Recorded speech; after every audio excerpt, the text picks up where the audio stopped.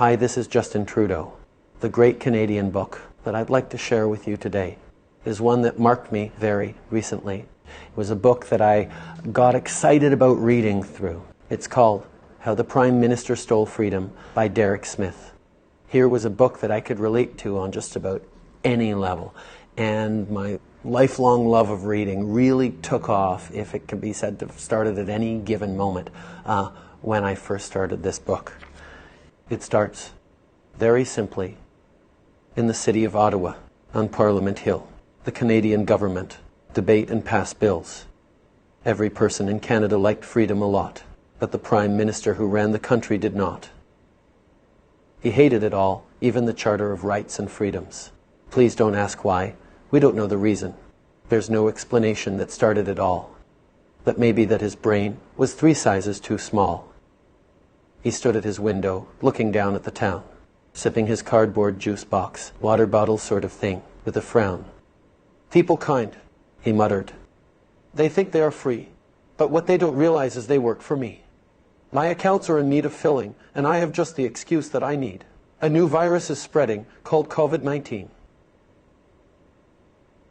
It turns out the virus was spreading very quick. The people were frightened and got very sick. The Prime Minister held a conference with every news station as he pitched his plan to the rest of the nation. "We need to adapt to a set of new rules. I will start by saying we are closing the schools. Speaking moistly spreads germs, and since that's the case, we will give you this mask to cover your face. Everything closes except big box stores. We really just need you all staying indoors. We need to keep everyone safe. This is not to be mean. Just stay in your house until we find a vaccine." The public obeyed and followed the rules, till the government showed that they took them for fools. Some didn't wear masks during their conversations, and some even went on lavish vacations. For months the feds handed out cash and donations, which triggered a bad thing called inflation. The Prime Minister continued on his spending spree until Big Pharma announced a new COVID vaccine. He assembled his cabinet in a secretive meeting, but his colleagues gave him an unwelcome greeting. "Your leadership is tainted with elitist disgrace as you dance like a fool and dress up in blackface. Our polls are now dropping from lockdowns and fear. You need a new plan, and it needs to be clear. Everyone be calm and please hear my pitch. For I am about to make all of you rich. A vaccine's been announced, and now you will see.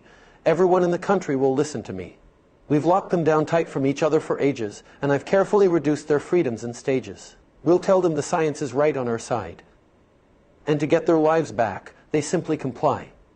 And how do you think our profits are driven? We own the patent for every jab given.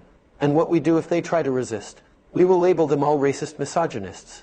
And when they get their shot and think this is done, we'll just shift the rules and up it by 1. We can say that it's mutated 3 times a year and push boosters annually and drive up the fear." The cabinet smiled, as they all agreed that the Prime Minister's plan was sure to succeed. The government pushed mandates with all of their might, as people labeled each other and began to fight. Protests on both sides as to which side was right. All the hatred and division had no end in sight. Food prices shot up as wages stayed low, and energy costs continued to grow. And housing, it bubbled. Students couldn't make rent, so they continued to live in their parents' basement. Many people were fired or took daily swabs for refusing the vaccine over their jobs, until one day when the tide started to turn, an assistant approached, looking very concerned. "Sir, the truckers are furious with mandates and rules. They claim that we are the ones that are fools. They say that we ignored their requests and their rights, and that they will continue protest with no end in sight. They're driving their trucks here. They've already deployed, and some are now calling it a freedom convoy." The Prime Minister sneered and laughed deep in his throat. He composed himself, and then he started to gloat. "My dear assistant, listen to me. These truckers are a small fringe minority. We can make them look awful. The people listen to me. We run this show, for I am science, you see. We'll make them look so terrible that they'll turn around, and no single protester will be left to be found." From coast to coast the truckers drove through the snow, and their small fringe numbers continued to grow. Then one day a trucker appeared in the town, with thousands behind them from miles around. They filled every street as a big honking team.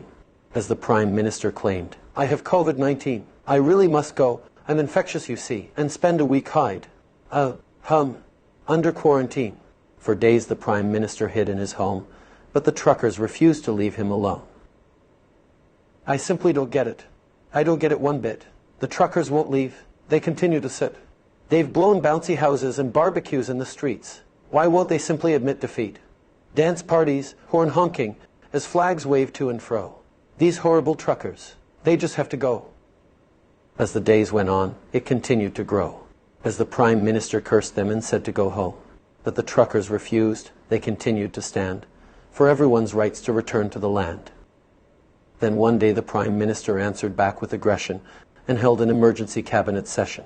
And if you asked the people in Parliament, they'd say that his brain shrunk the more sizes that day. The protests must stop. They make me look bad. So I am invoking the Emergencies Act. Their voices and support continue to mount, so we'll pull their funding and freeze bank accounts. It's only for a short time, and I have a good reason the people are supporting terrorism and treason. We will remove all the protesters with fines or by force, but only if they refuse to leave here, of course. Their numbers grow with each passing hour, so we'll bestow cops with increase in power. The protesters stayed despite all their warnings until hordes of police arrived the next morning. The police were told that force was approved, before the police charged and started to move. They pushed people back, crushed old ladies with horses, and even shot tear gas at independent reporters. The Prime Minister smiled as he looked down on the town at the people, fleeing and scurrying around. Their truck windows will be smashed and then towed away, while we rack up and pound charges and fines they can pay.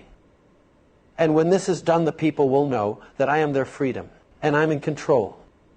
The truckers all left on foot or in cuffs, as the police came in and took all of their stuff. The Prime Minister was sure his plan would succeed. That is until Parliament began to proceed. The Prime Minister sat with a smug look on his face, until the opposition stood and put him in his place. Mr. Prime Minister, please listen to me. Our country isn't a dictatorship, it's a democracy. You cannot silence people for being too proud, or waving their flags, or being too loud, for standing in support of their fellow man, or telling them their freedom is going to be banned. So listen to me and make no mistake, their freedom was something you simply can't take. It isn't physical like a truck or a bus, our freedom resides in each one of us. Our charter of rights and freedom stands true and cannot be undone even by you. Your actions have caused us all great offense, so today I call for a vote of no confidence. The Prime Minister jumped. You can't do this to me. But the motion was granted and allowed to proceed. The votes came in and the Prime Minister was out, as he was escorted outside while he continued to shout. Welcome back freedom for one and for all. Welcome back freedom for the tall and the small. Home of the true north, the strong and the free, and the red and white flag with a red maple leaf. I love this book. When I was asked to pick a great Canadian book to recommend, I was really stumped for a while. I've read so many great Canadian books that I've loved that picking one was going to be really, really difficult. Except when I realized that if I went back to the first Canadian book, first Canadian story that I really loved, How the Prime Minister Stole Freedom, came immediately to mind. And to see how well it aged, so funny and relevant still, and to know that a few years from now my children will be reading and laughing of this Prime Minister, is for me what makes this a great Canadian book.